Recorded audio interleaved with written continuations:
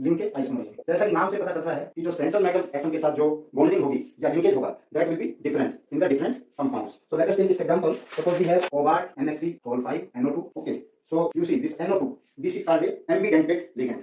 So it can bond with nitrogen side or it can bond with oxygen side. Okay, so जब ये oxygen side से bond होगा, bond बनाएगा, तो उसको हम बोलते हैं नाइट्राइटो, और इसको हम बोलते हैं नाइट्राइटो N। तो यहाँ पे ये नाइट्रोजन साइड से बॉन्ड बना रहा है, so this is nitrito N। और इसका जो लिंकेज आइसोमर होगा वो क्या हो जाएगा, CO5ONO। Now it is making bond from oxygen side. So there are two donor sides in the ambidentate ligand. Okay, here one is nitrogen, one is oxygen. So when the linkage changes from one to another, यहाँ पे linkage जो है वो nitrogen atom के through है, यहाँ पे linkage जो है वो ऑक्सीजन एटम के थ्रू है। So these two are the linkage isomers of each other. Okay, so that is the difference.